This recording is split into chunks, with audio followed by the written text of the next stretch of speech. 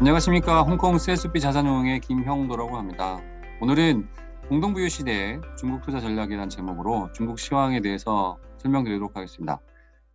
자료는 두 가지 파트로 준비를 구성을 했습니다. 첫 번째 파트는 공동부유의 개념, 목표, 방법론에 대해서 설명을 자세하게 드릴 거고요. 두 번째는 중국 최근의 시황 점검, 홍다와 전력난 이슈에 대해서 살펴보고 투자 전략을 제시해 보도록 하겠습니다. 첫 번째 파트 공동부유 어떤 패러다임 변화입니다. 일단 먼저 시장의 오해에 대해서 짚고 넘어가고 싶은데요. 뭐 여러 가지 얘기들이 나왔는데 뭐 과거로 회귀한다. 30년 만에 사회주의 노선이 부활한다. 뭐 이게 이제 마오쩌둥 시대의 공부론과 이제 흡사하기 때문에 나오는 오해라고 생각이 되고 있고, 뭐 정책의 어떤 불확실성이 존재하고 규제 리스크가 크다. 그래서 위험이 크기 때문에 외국인 투자자들이 탈중국을 한다. 이런 얘기들이 나왔잖아요. 저는 이게 조금 사실과 팩트와 다르다라고 생각을 하고 있습니다.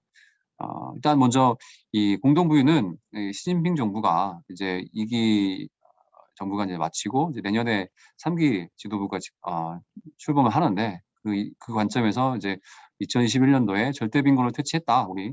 그리고 소강 사회를 건설했다라는 선언이 나왔습니다. 그러면 그 3기 정부에 맞는 새로운 정책 아젠다가 제시가 되어야 되는데 그 관점에서 제시된 게 공동부유라고 생각을 하고 있고요. 그리고 이제 이 굉장히 현실적인 중국 사회의 어떤 문제점들, 구조적인 어떤 모순들에 대해서 그리고 사회 불안에 대해서 해결하기 위한 어떤 솔루션을 제시했다라고 생각을 하고 있습니다. 아, 뭐 예를 들어서 보시면 그 중국의 어떤 매크로의 모습은 이 개혁 개방이 시작된 초기인 1980년과 그리고 2019년대 모습을 비교를 해보시면 판이하게 다릅니다. 뭐 GDP의 레벨이나 아니면 1인당 GDP, 뭐 최근에 10,000불 넘어섰잖아요. 그 규모의 차이도 지금 어마어마하고요. 그리고 인구도 지금 그 사이에 많이 늘었죠. 지금 14억인데 과거에는 10억이 좀 안 됐고, 경상수지도 옛날엔 폐쇄 경제이기 때문에 0이었는데 지금 이게 100조죠. 이걸 과거로 돌린다는 건 사실상 불가능한 거고요. 지금 약간 오해가 있었다는 생각이 듭니다. 또 하나는 뭐냐면 이 스타 커넥트를 통해서 이 자금이 계속 꾸준하게 유지가 됐어요. 유입이 됐어요. 그래서 이제 2021년 YT 들어보시면 월 평균 5조 정도의 자금들이 중국 폰트로 유입이 돼서 투자가 됐다. 그래서 좀 시장이 오해가 있다는 부분을 제가 짚어봤고요. 그리고 이제 구체적으로 시진핑 정부가 이제 뭐 1기에서 2기, 3기로 지금 넘어가면서 이 공동부의 패러다임이 어떻게 구체화되는지에 대한 내용을 좀 살펴보고 싶은 부분입니다. 2012년도에 이제 얘기했던 부분이 뭐냐면 2020년까지 절대 빈곤을 해결하겠다. 그리고 2021년도에는 소강 사회, 중국 전면 소강 사회를 건설하겠다라는 얘기를 했어요. 이게 이제 금년도에 목표를 달성했다는 선언이 나왔고, 그리고 또 얘기한 게 뭐냐면 공동부유의 길을 견제하겠다는 내용이 나왔습니다. 이게 이제 2013년에 가면 조금 구체화가 됐죠. 구체적으로 뭐 소득을 성장을 지원하고 공공 서비스, 세제 계획을 통해서 분배 시스템을 개혁하겠다, 이런 내용이 나왔고, 2016년에는 좀 구체적인 조치들이 취해졌고, 그리고 2020년에 와서는 공동부유 로드맵이 제시가 됐습니다. 그리고 금년에 와서는 공동부유는 경제적인 목표이자 통치 기반이다라고 이제 굉장히 선을 긋는 모습이 나왔죠. 왜 그럼 이렇게 공동부유 부분들이 강조가 되고 있는지 그 배경을 좀 살펴봐야 된다고 생각하는데, 이 밑에 있는 그 그래프가 그걸 잘 설명하고 있다고 생각해요. 이 시진핑 정부가 이제 취임하고 나서 부분들을 제가 이제 파란색 음영으로 표시를 했는데, 2012년부터 중국의 경제 성장률이 굉장히 빠른 속도로 지금 하강하고 있습니다. 이거는 뭐 앞에 이제 고성장하는 시기가 끝났다라고 보여지는 부분이 있는데, 그럼 앞으로 이제 이 구조적인 어떤 저성장을 지금 맞닥뜨린 중국 입장에서 이제 어떻게 이거를 해결할 것인가에 대한 하나의 그 문제점이 있는 거고, 또 하나 가지 문제점이 뭐냐면 이 파란색 선이 나타내고 있는 거는 중국의 진위 계수입니다. 이게 지금 0.47 정도로 다른 나라에 비해서 굉장히 불평등이 심한 그런 모습을 보여주고 있는 거거든요. 그러면 이 두 가지 문제가 맞닥뜨려 가지고 이제 앞으로 시진핑 3기 지도부가 취임을 하고 나서 굉장히 중요한 어떤 정책의 패러다임 아젠다가 될 거라는 예상을 할 수가 있을 것 같습니다. 그러면 이제 공정부의 어떤 정책 목표가 뭐냐? 빈부격차를 해소해서 이제 장기적인 어떤 경제의 성장 동력을 회복시키겠다는 부분인 겁니다. 그러기 위해서 이제 최근에 문제가 되고 있는 인구 문제, 저출산 어떤 고령화, 인구 감소의 어떤 근본적 원인을 좀 해결해야 되겠고, 그리고 또 한 가지 이제 소비를 진작시키겠다, 중산층을 확대시키겠다라는 얘기입니다. 2020년도에 이제 4억 명 정도가 되는 중산층 인구를 이제 10년 후에는 8억 명까지 2배로 지금 늘리겠다는 거거든요. 그것을 위해서 이제 소득세 분배를 하겠다는 거고, 그러면 이제 이렇게 이제 피라미드 모양으로 되어 있던 소득 분포의 구성이 이렇게 타원형 모양으로 V 쉐이핑이 되는 모습이 나오는 겁니다. 그러면 자연스럽게 주식 시장에서는 중상층이 확대가 됨에 따라서 어떤 그 하이엔드 소비 업그레이드 관련된 종목들과 섹터가 이제 수혜를 보겠죠.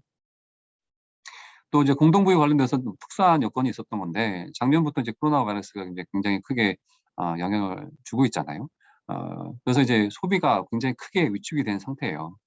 전통적으로 이제 중국 그 경제 성장에서 소비는 거의 절반 이상을 성장을 기여하는 요소였는데 2020년도 최초로 이게 이제 마이너스 성장이 나오면서 굉장히 큰 문제가 되고 있는 상태인 거죠. 네, 그 이면은 보시면 이제 중국이 이제 전 세계에서 뭐 이례적인 어떤 강력한 방역을 했죠. 이동 제한을 했고 이름에 따라서 이제 소비 부진이 굉장히 지속되고 있는 상태인 거고 또 하나 문제는 이제 그 소비 회복 자체도 양극화가 나고 있다. 오프라인 소비와 영세 상인과 요식업 부분들 보시면 뭐 작은 기업들과 외식업 부분들의 그 소비 회복이 굉장히 좀 더디게 나오는 부분이고 이 섹터가 이제 저소득층의 고용이 집중되어 있는 섹터이기 때문에 문제가 있다는 거죠.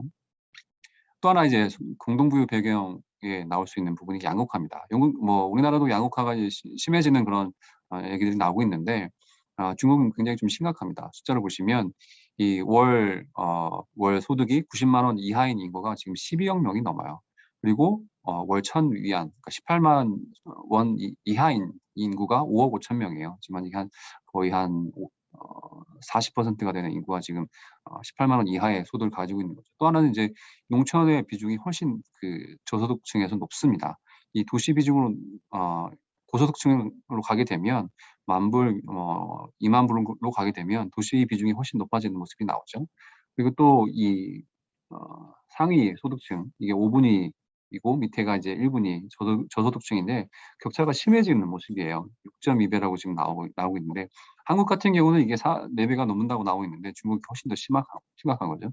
그럼 앞에서 얘기했던 뭐 저성장과 이 양극화가 합쳐지면 어 앞으로 이제 사회 불안 요소가 될 수 있는 요소가 굉장히 다분하다는 거죠. 이 관점에서 이제 공동부유의 어떤 패러다임을 정부가 이제 끄집어낸 거라고 보시면 이해하시면 될 것 같습니다.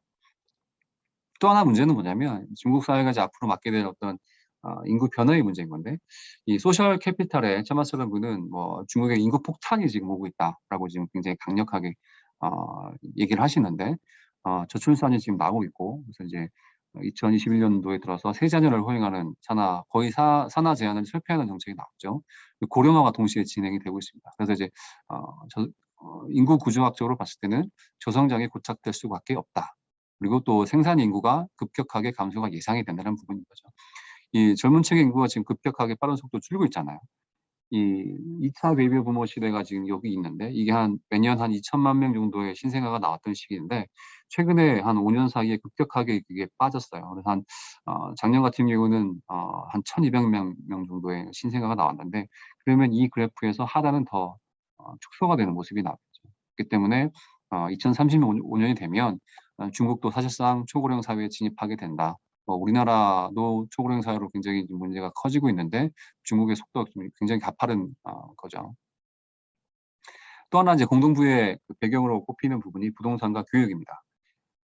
우리나라도 뭐 가구의 자산의 대부분이 지금 부동산에 쏠려 있는데 중국도 부동산에 지금 몰빵이 되어 있는 그런 구조를 가지고 있는 그림입니다. 또 하나 문제는 또 이 주택 가격 자체가 싸지가 않아요. 다른 나라에 비교해 봤을 때 소득 대비로 이 주거 비용이 굉장히 높은 구조를 가지고 있는 거고 또 그 가계에서 교육비 비중이 높습니다. 이게 우리나라도 이제 고등학생을 기준으로 봤을 때 한 뭐 15% 정도의 그 소득의 15% 정도가 이제 교육비로 쓰여지고 있는데 중국 같은 경우는 거의 2배에 해당되는 교육비가 지금 나가고 있는 거죠. 그러면 이 부동산과 교육 문제를 해결하지 않으면 아까 얘기했던 어떤 인구 폭탄의 문제가 해결되지가 않는다는 결론이 나오는 거죠. 그래서 구체적으로 뭐 어떻게 할 것인가에 대한 방법론인데 이게 이제 2021년도 8월 17일 날 그 연설에서 나왔던 내용들입니다. 뭐 4가지 원칙을 가지고 있고 9대 영역에 해당되는 것들을 진행을 하겠다.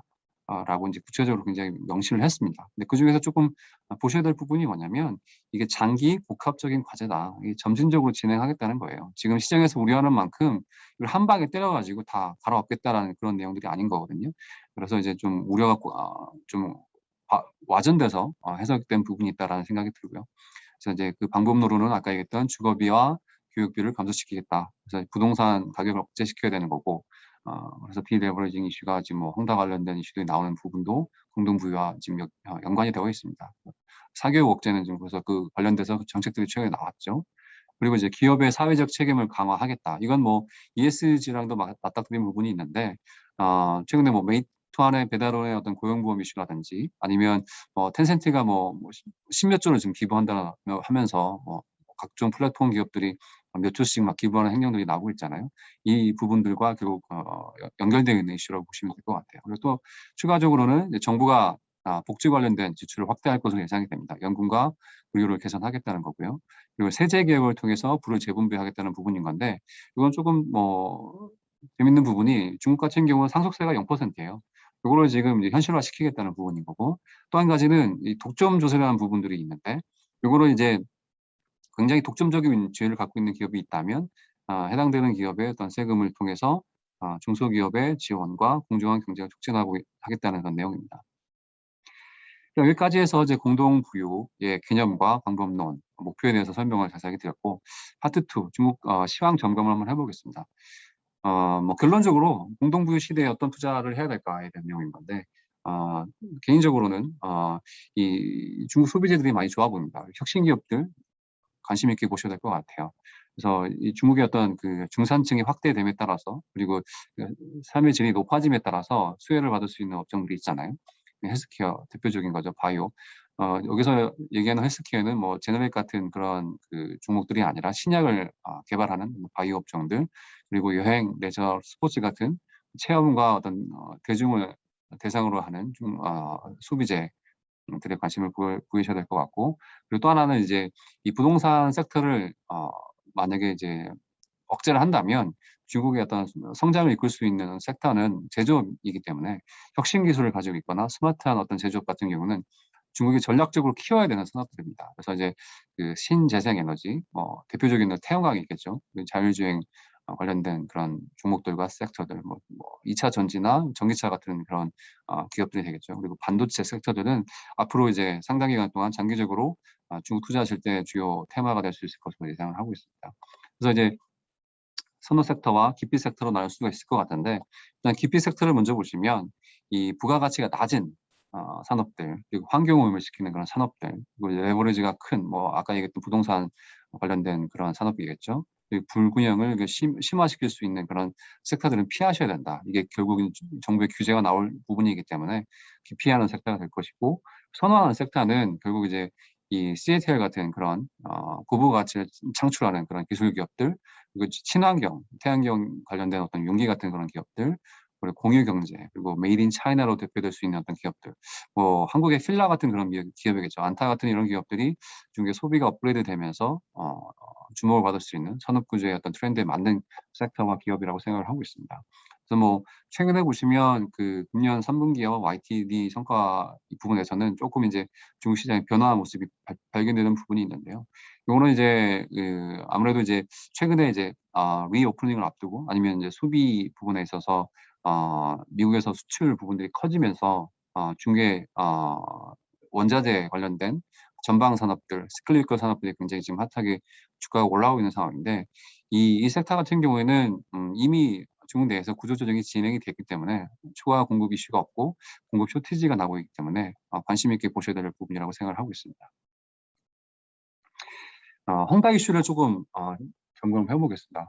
헝다 이슈는 아까 잠깐 언급을 했지만 이 공동부유의 어떤 내용과도 연관이 되어 있어요. 사실상 이제 이 패러다임 변화에서 과거의 패러다임에서 이제 새로운 패러다임으로 넘어가는데 이 성장축이 변화하는 과정에서 굉장히 피해를 보는 대표적인 케이스가 될 가능성이 높다라는 거고 결론부터 얘기하면 앞으로는 이렇게 지속 가능하지 않은 성장 모델을 버리겠다는 거예요. 이제 레버리지를 과다하게 써서 경기를 대규모로 부양하는 그런 어떤 액션들이 나올 가능성이 점점 낮아지고 있는 거죠. 그래서 비레버리징을 유도하고 뭐 집은 살기 위해 있는 곳이고 투기하기 위해서 존재하는 곳이 아니다라고 지금 얘기하고 있는 거고. 그래서 이제 앞으로 부동산 실물 경기나 그 개발업자들 관련 섹터들은 부진이 예상이 됩니다. 이거는 정부가 이제 주거 비용을 하락하기 위해서 아까 얘기했듯이 일관적으로 몇 년 전부터 취하고 있는 스탠스라고 보시면 될 것 같고, 최근에 이제 이걸 조금 더 강화시킨 거죠. 뭐 대출 관련된 규제를 강화시키면서 헝다 이슈가 커진 거라고 보시면 될 것 같아요. 다만 이제 이게 헝다로 파생되는 어떤 시스템 리스크의 발생 가능성이 좀 낮아 보이는 게, 현재 이제 중국의 어떤 은행 CDS나 단기금리나 환율은 안정세를 유지를 하고 있어요. 그래서 이 뭐 질서 있는 퇴장을 아마 전국적으로는 정부에서 원하고 있는 상황이라고 보여지고요.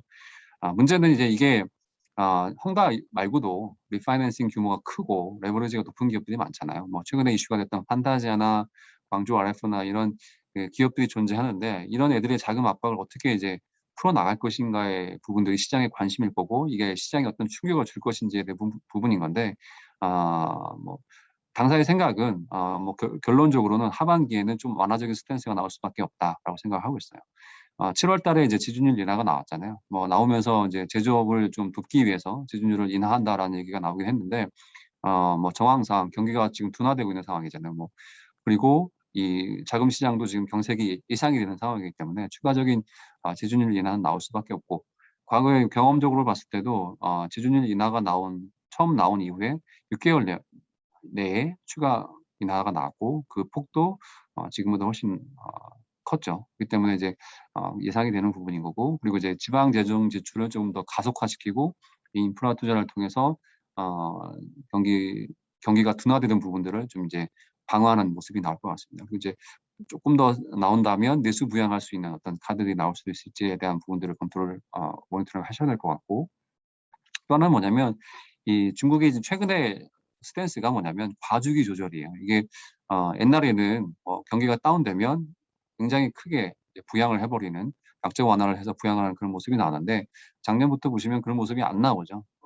금리 인하도 안 했고 실제적으로 양적 완화도 안 했습니다. 그렇기 때문에 이제 작년 하반기, 금년 초에 와서 경기가 좋아지기 시작하니까 조금 선제적으로 긴축하는 모습이 나오죠. 그래서 이게 결국 조금 더 발빠르게 스몰 스텝으로 선제적으로 대응을 하겠다는 그런 스탠스로 보여지는데, 그러면 2분기 같은 경우에는, 하반기 같은 경우에는 이 자금 시장 여건이 지금 경색이 되고 있는 그런 여건들이 보이고, 경기 둔화의 조짐들이 좀 나오고 있어서 이 조금 스탠스 완화가 필요한 상황이다라고 생각이 됩니다. 그래서 지금 현재는 이 헝다 이슈가 올드 패러다임에서 새로운 패러다임으로 넘어가는 그런 구간에서 나오는 이슈다. 과거에는 양적 성장을 추구했기 때문에 문제가 없었던 것들이지만, 이제는 질적 성장을 추구하기 때문에 그런 그 어떤 경제 성장 모델은 필요 없다, 폐기하겠다는 그런 스탠스인 거고, 절대 빈곤은 이미 퇴치했죠. 앞으로는 이제 분배와 빈부격차를 해소하겠다. 그래서 이제 구조적인 저성장을 어떻게 보면은 이제 문제를 해결하겠다는 그런 관점을 가지고 있는 거고, 과거에 이제 등소평 시대에 얘기가 나왔던 흑묘백묘, 뭐 검정색 고양이나 하얀색 고양이나 뭐 무슨 의미가 있느냐, 쥐만 잘 잡으면 된다. 뭐 나왔던 이제 불균형이나 양극화나 이런 불평등 문제는 조금 용인하고 넘어갔던 부분이 있었던 건데, 이제는 그게 아니다. 분배를 좀 강화시키고 복지, 기업의 어떤 사회적 책임을 강화시키겠다. 그래서 이제 탈탄소와 어떤 ESG의 흐름이 나오고 있는 부분인 거죠. 또 하나는 이제 전력난 이슈입니다. 전력난은 이 뭐 최근에 많이 회자가 돼서 잘 아실 거라고 예상이 되는데, 어 주로 이제 미시적 관점에서 문제에 대한 접근이 되고 있는 부분이 있는 것 같아요. 예를 들어서 이 중국이 이제 코로나가 터지면서 수출이 굉장히 큰 폭으로 늘었잖아요, 보시면. 어 수출이 늘게 되니까 이제 전력 수요가 급증하는 부분이 있었죠. 그런데 석탄 가격에 대한 어떤 공급이 부족하다 보니까 가격이 또 올라가는 부분이 나왔던 거예요. 어 또 정부 입장에서는 작년에 이미 시진핑 정부가 이제 유엔에 가 가지고 2060 년에 중국은 이제 제로 탄소로 가겠다. 탄소 피크를 지금 선언했는데, 이 지방 정부들 중에서 일부가 이제 목표 달성을 미달하니까 이 부분들에 대해서 이제 어 지도가 나왔고 8월 달에 이걸 이제 달성하기 위해서 전력을 이제 중단시키는 그런 모습이 나왔고, 또 이제 수력 발전이 부족한 모습이 있어서 이게 합쳐져 가지고 전력난의 문제가 나왔는데, 저는 조금 크게 본다면 이게 거시적인 어떤 구조적인 문제점도 있었다라는 생각이 듭니다. 뭐냐면 이 2008년도에 이제 글로벌 금융위기가 온 이후에 사실 이제 글로벌라이제이션이라는 어떤 모터가 지금 한계에 부닥들어서 이게 축소되고 있는 모습이에요. 이게 국제 무역의 어떤 추이를 지금 보여주고 있는 부분인 건데, 이게 뭐 최근에 한 20년, 최근에 한 뭐 50년, 60년간은 계속 국제 무역이 활성화되다가 이게 2008년 이후로 이제 꺾이는 모습이 나오고 있고, 코로나 바이러스 이후로도 지금 조금 꺾이는 모습이 나오고 있는 건데, 그런 상황에서 중국의 어떤 글로벌 어떤 그 공급망이 붕괴가 됐기 때문에 이 전략적 이슈가 나온 게 아닌가라는 생각을 가지고 있습니다. 이 원자재 가격이 지금 급등하고 있는 부분도 그것과 연관돼서 생각이 되는 거고, 또 하나는 이제 유동성 반작용 부분이 있는 건데, 이게 뭐냐면 이 과거에는 이 양적 완화를 하게 된다면 그 기업들한테 돈을 푸는 그런 모습들이 많이 보였는데, 최근에는 보시면 미국 같은 경우 특히 개인들한테 직접 보조금을 지급을 했잖아요. 그러면 이 개인들한테 지급한 보조금은 소비로 바로 전환될 수밖에 없잖아요. 그러면 그 소비가 결국은 가격을 인상시킬 수 있는 요소가 지금 작용하고 있는 부분이 있는 것 같습니다. 또 하나는 뭐냐면 이 과잉 공급에 대한 구조조정이 어느 정도 진행이 됐다. 우리가 흔히 알고 있는 어떤 철강 산업이나 그리고 석탄 산업 같은 경우는 중국에서 최근 한 3-4년간에 걸쳐 가지고 폐광을 하고 오버캐파를 줄이는 모습들이 계속 진행이 됐습니다. 그래서 이제 더 이상 이제 슬랙이 없었던 거죠. 추가적으로 생산을 하고 싶어도 생산할 수 있는 여력이 없었던 거예요. 그러다 보니까 이런 모습이 있었던 거고, 또 하나는 뭐냐면 아까 얘기했던 대로 이 친환경과 탈탄소를 위해서 앞으로 이 길로 가야 되는 상황에서 그 환경 오염을 시키는 그런 산업들에 대해서 캐펙스를 할 수 없는 그런 어떤 역설적인 측면이 존재하는 거예요. 그래서 좀 긍정적으로 보시는 경우는, 좀 베이스 케이스는 뭐 긍정적인 시나리오를 동의하는데, 금년 겨울, 내년 초까지는 이 전력난 이슈가 해결될 수 있을 거라고 보시는데, 조금 더 길게 갈 수도 있다. 이런 어떤 구조적인 어떤 공급망 붕괴의 부분이 해결될 수 있는 상황이 아니기 때문에, 그리고 유동성 등도 보시면 이게 반작용이 나올 수 있는 구간이고, 그리고 이제 구조조정 부분도 지금 해결할 수 있는 방법이 없고, 탈탄소도 지금 이미 진도는 목표는 정해졌기 때문에 이걸 다시 되돌릴 수 있는 그런 상황이 아니라서 조금 더 길게 갈 수 있는 문제가 아닐까 생각을 가지고 있습니다. 그러면 이 전력난이나 이런 문제들이 있어서 수혜를 받을 수 있는 업종은 뭘까라고 생각했을 때, 아까 잠깐 언급을 드렸는데, 결국 이렇게 원자재 가격이 상승하는 구간에서 가격을 전가할 수 있는 기업들, 아, 아, 어떤 그 바게닝 파워가 높은 어떤 전방 산업들, 뭐 쉽게 얘기하면 공급에 쇼티지가 난 산업들이 되겠죠. 그리고 시클리컬 업종들이 그 수혜를 받을 수 있을 것으로 생각을 하고 있습니다. 일단 여기까지 해서 당사에서 CSF에서 준비한 공동부유 시대 투자 전략과 최근 중국 시황 점검을 해봤고요. 이상으로 발표를 마치도록 하겠습니다. 감사합니다.